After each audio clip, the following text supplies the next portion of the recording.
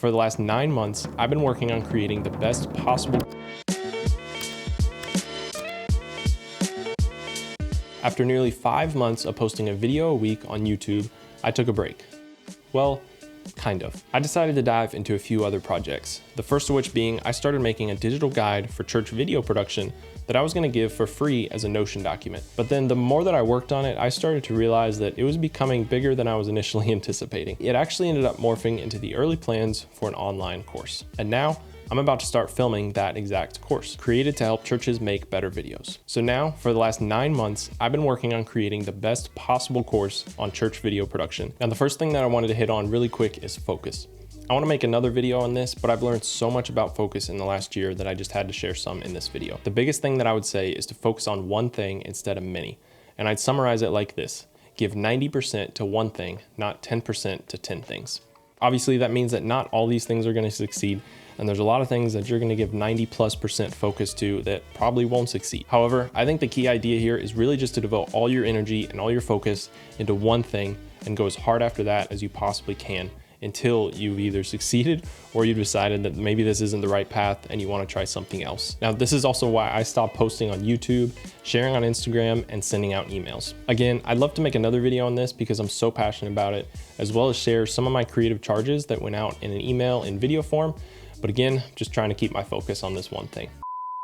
I literally just filmed the last half of this video and didn't realize that my mic recorder batteries died. So that's awesome. I guess that's what I get for not filming a YouTube video in a while. But anyway, I'm gonna see that as an opportunity to do it again, but better. For the rest of this video, I wanted to get into my laptop and explain some of how I've planned out this project. I think I've built out some pretty good systems just to make sure I'm staying on track and keeping everything organized. As you guys know, I really love Notion. I think it's awesome. I really could not plan out this course without it.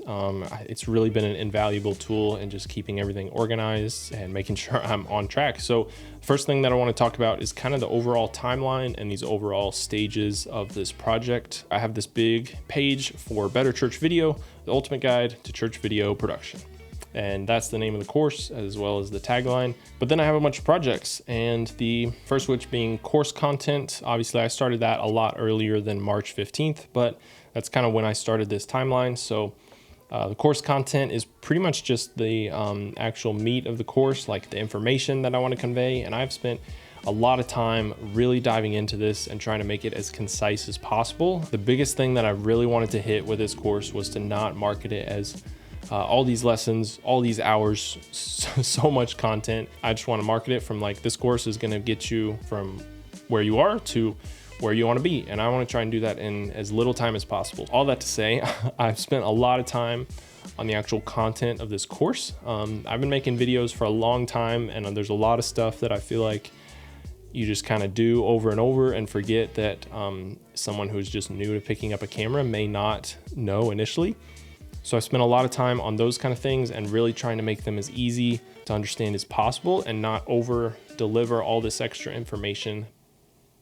Just need to check and make sure it didn't die again. That would be super depressing. But as you can see, I kind of have this laid out in a timeline up here, and really all these are just to make sure that I try and hit my tentative goal deadline of a June 1 launch. And I think I'm looking pretty good as of right now.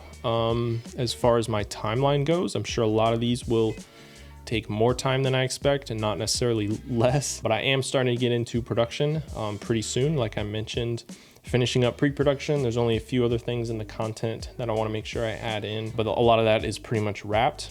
And then I want to do a lot of the design and motion design, the titles and graphics and stuff like that after everything's filmed. So that'll obviously tie in really tightly with post-production. Honestly, the biggest thing here is just, again, focus. I just really wanted to make sure I'm hitting one thing at a time. I don't want this layout right here to look like I'm working on course production, the design, emails, and the website all at once. I think that's exactly what I was just talking about with splitting my time between 6 different things. It's not going to result in the best course. So I'm trying to hit everything one thing at a time and give it all my focus and attention. So pretty bold to put a June 1 launch out on the internet because I don't know if I'm going to hit it. I hope so, but obviously if not, we'll we'll course correct and we'll figure it out. So past this overall timeline, there is some tasks under here, and all these timelines are actually pages in Notion, which is really cool. So we have a date span that's reflected on this timeline, as well as a lot of inspo, so I can come in here and type whatever I want, which is really cool.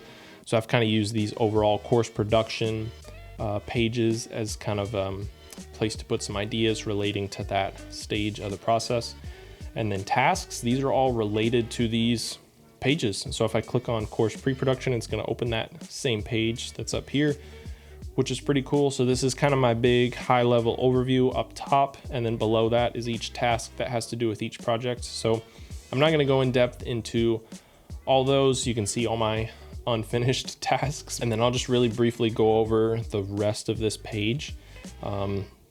There's just random sub pages in here pretty much. Sometimes you just need somewhere to put a thought down and reference it later, and maybe those don't necessarily fit into a specific category. But the next thing that I want to hit on is the content.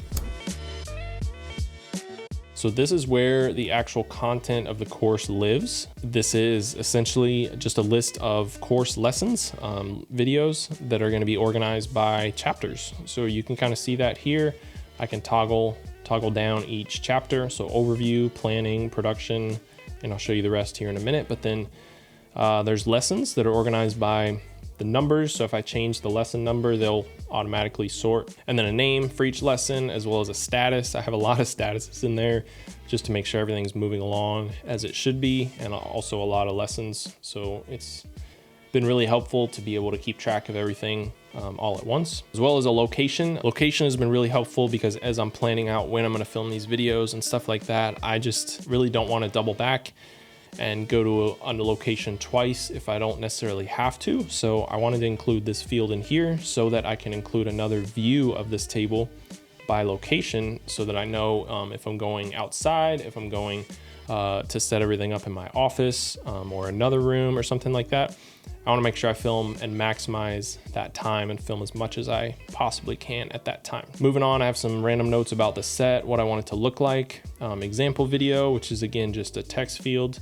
Doesn't necessarily apply to a lot of these, mainly just the ones that like editing, where I'm going to be using a video to walk through the edit process. And then the slug here at the end, that's pretty much just the slash whatever after a URL. So overflowcreative.net/ hello, or whatever. Essentially just a short description of the lesson, and then the file name.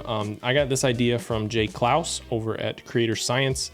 He does incredible content. So if you're into content creation, the creator economy, I would definitely check him out. He's got some amazing stuff out there. But he did a behind the scenes blog post of his course, and he had this on there, and I thought it was a really cool idea. So it's really just a formula that I made to incorporate the slug right here with the chapter number as well as the lesson number, so I can make sure I'm naming everything appropriately. And if I have all the folders laid out and stuff, it's all automatically going to be sorted by the name. So the chapter number first, and then the lesson number. I think that's pretty much it. I'm not going to go into any of the lessons. There's a lot of content in there, but something that I am really excited to announce is I'm actually going to be giving away this digital guide. Like I talked about, my initial concept for this whole thing was, but now that it's turned into a course, I knew that I want to also include some kind of digital content as well that's going to go alongside the course. So I decided I'm actually going to give away this Notion link along with the course. That way you can literally follow along with the lessons. It's literally going to be the document that I use to plan this course.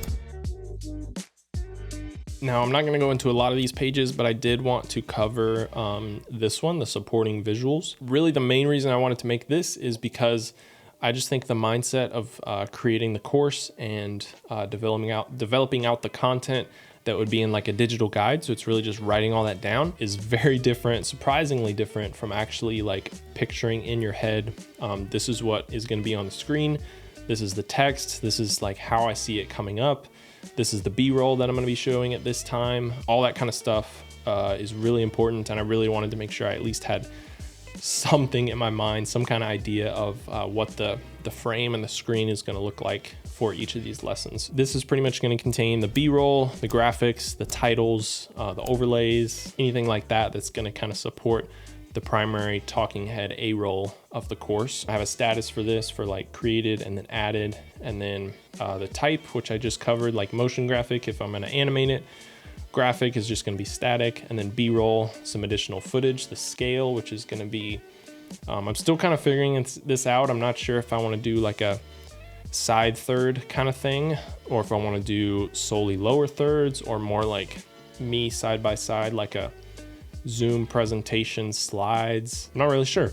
So I'm still kind of working through that, but these are some of my concepts. Would be like a side or an overlay or full screen, which is a lot of the B-roll is just going to be full screen or a lower third. And then when I'm capturing, this is probably the most important one, just because of what I mentioned about locations, because I have studio or inside or outside. For the same reason, I have a by location tab up here, so I can know if I'm going outside or inside, what I need to capture and how I'm gonna capture it. So that's kind of my supporting visuals. I'm not gonna go through all these. As you can see, I kind of have a lot in some of these. And then lastly, I just wanted to share a few goals that I had. So I kind of have 3 that I wrote out that I just wanted to share as goals for this course. The first one I kind of already talked about, which is to try and communicate, get someone from A to B in as short a time as possible and not try and draw it out. And then the second one, which has been really challenging, but is to really try and provide value for anyone at any different skill level. But I think the odds are that anybody is going to be able to take something away is pretty good. So I just want to try and put as much value as possible, include a lot from my own personal experiences, and hopefully anyone that takes it is able to walk away with something useful, something valuable to make videos for their church. And then the last thing is I really want to dial in and dive deep into content marketing through YouTube. So after this course is finished and out to the world, my plan right now is create a lot of the same content that I've been making for church video production and things like that. A lot of the same content that you're going to get from the course, but make it free and available on YouTube and things like that. So I'm really excited to continue to be able to market the course, but also provide a lot of value to anyone on YouTube for free. And just as a heads up, I'm definitely going to make a couple of these, at least one, but hopefully a couple of these lessons available for free. So when the course launches, you should be able to get at least one, but hopefully a few different lessons for free, so you can see what it's like and hopefully get some value out of that as well. If you want to stay updated on this course, obviously subscribe to my channel here, but also enter your email down below and I'll be sure to let you know when it releases, as well as any other updates and things I want to share regarding the course. So the link is down in the description for that if you want to stay up to date. And then finally, let me know if you like this kind of content, this behind the scenes, about planning, how it's going. I was going to include content about the tools, the software and the services and products and stuff that I'm using to make this course, because it does take a lot more than I even initially expected. But there's a few videos like that I'd like to kind of expand, similar to this one, on behind the scenes of making the course. So let me know if you'd like to see some more of those. That's all I got for you today. Hopefully you found some value in this, and I'll see you in the next one.